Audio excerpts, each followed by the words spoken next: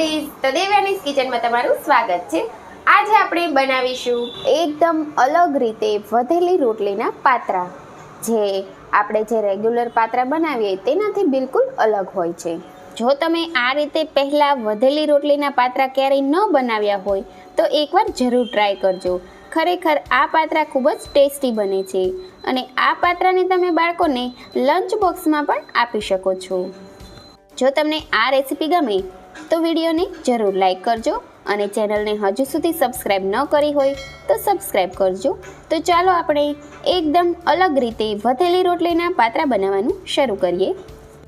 તો હવે પાત્રાની સ્લરી બનાવવા માટે અહીં આપણે 1 નાનો કપ ચણાનો લોટ લઈશું, સાથે આપણે 1 નાની વાટકી ઘઉંનો ઝીણો લોટ લઈશું અને સાથે 1 નાની વાટકી અહીં આપણે ચોખાનો લોટ લઈશું।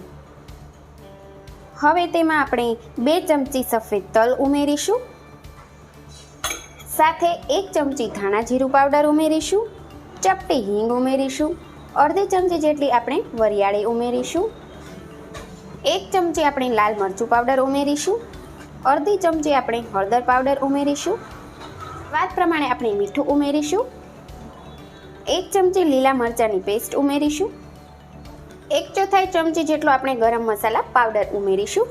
તમે તમારા ટેસ્ટ પ્રમાણે વધુ ઓછો કરી શકો છો। હવે 2 ચમચી આપણે તેલ ઉમેરીશું। હવે આપણે તેમાં 3 થી 4 ચમચી જેટલું આમલી અને ગોળનું પાણી ઉમેરવાનું છે। અહીં મેં પહેલેથી જ તૈયાર કરીને રાખ્યું હતું, તેનાથી આ પાત્રાનો ટેસ્ટ છે તે ખૂબ જ સરસ આવે છે। અહીં આપણે તીખાશ, ગળપણ, ખટાશ, મીઠું બધું ચેક કરી લેવાનું। તમે જે રીતે ટેસ્ટી ખાતા હો તે પ્રમાણે તમારે આ સ્લરી તૈયાર કરવાની છે। હવે આ રીતે પાણી ઉમેરતા જઈ જાડી આપણે સ્લરી તૈયાર કરી લેવાની છે। હાથની મદદથી સરસ રીતે આ રીતે મિક્સ કરતા જવાનું છે। સ્લરી પાતળી ન થઈ જાય તેનું આપણે ખાસ ધ્યાન રાખવાનું છે। અહીં મેં 1 વાટકી જેટલું પાણી ઉમેર્યું છે, તમારે જોતા પ્રમાણમાં પાણી લેવાનું। હવે આ તૈયાર થયેલી પેસ્ટને તમારે થોડી ચાખી લેવાની, જે કંઈ પણ મસાલો તમને ઓછો લાગતો હોય તે તમે ઉમેરી શકો છો। તો હવે રોટલી ઉપર લગાડવા માટેની પાત્રાની સ્લરી તૈયાર છે। અહીં મારી પાસે વધેલી 4 રોટલી પડી છે, તો હવે તેમાંથી 1 રોટલી ઉપર આપણે જે સ્લરી તૈયાર કરી છે તેને આ રીતે લગાવી દઈશું। આ રીતે આખી રોટલીમાં સરસ રીતે લાગી જાય તે રીતે આપણે સ્લરી લગાવવાની છે।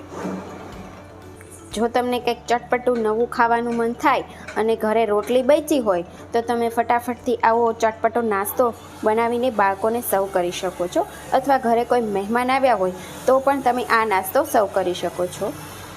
ખૂબ સરસ અને ટેસ્ટી લાગે છે। હવે આ રોટલીને આપણે આ રીતે ગોળ ગોળ ફોલ્ડ કરી લેવાની છે અને જે રીતે આપણે પાત્રાનો રોલ વાળીએ તે રીતે રોલ વાળી દેવાનો છે। તમે જોઈ શકતા હશો કે એકદમ સરસ પરફેક્ટ આપણો પાત્રા માટેનો રોટી રોલ તૈયાર છે। તે જ રીતે આપણે હવે બીજી રોટલી ઉપર સ્લરી લગાવી લઈશું।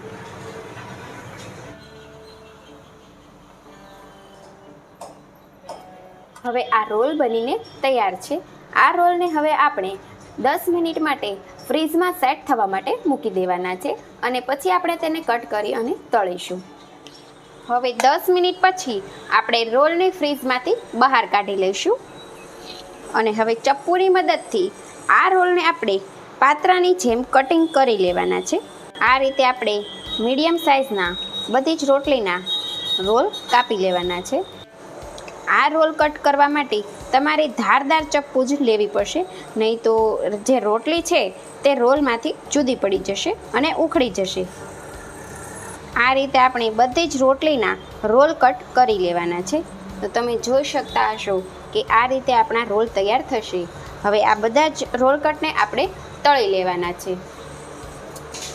તો હવે પાત્રાના રોલને તળવા માટે આપણે ગેસ ઉપર એક પેન મૂકીશું અને તેમાં તેલ ગરમ કરવા મૂકીશું। હવે તેલ ગરમ થઈ જાય એટલે આપણે તૈયાર કરેલા રોટીના રોલને આ રીતે તેલમાં મૂકીશું.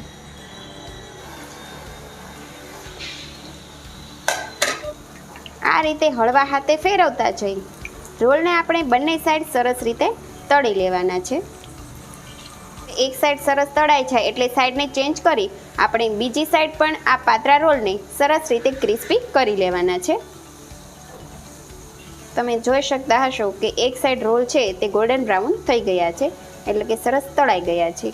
આમ જોતાં તમને ભાખરવડી જેવો શેપ લાગશે અને ટેસ્ટમાં પણ ખૂબ જ સરસ લાગે છે. અને આ પાત્રાને તમે લાંબો સમય સુધી બનાવીને સ્ટોર પણ કરી શકો છો.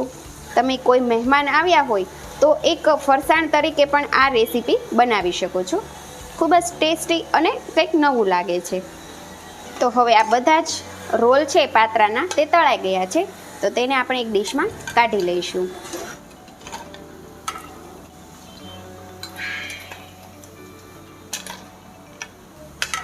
તો ફ્રેન્ડ્સ, તમે જોઈ શકતા હશો કે આપણો વધેલી રોટલીનો એકદમ નવો નાસ્તો એટલે કે વધેલી રોટલીના પાત્રા બનીને તૈયાર છે. અહીં હું તમને એક પાત્રું તોડીને બતાવીશ. તો તમે જોઈ શકતા હશો કે એકદમ સરસ મસાલેદાર ક્રિસ્પી એવા આપણા પાત્રા બનીને તૈયાર છે. ફ્રેન્ડ્સ, બધાના ઘરે રોટલી બચતી જ હોય છે, તો તમે આ રીતે એક નવી રેસીપી બનાવીને તેનો રીયુઝ પણ કરી શકો છો અને બાળકોને લંચ બોક્સમાં પણ આપી શકો છો.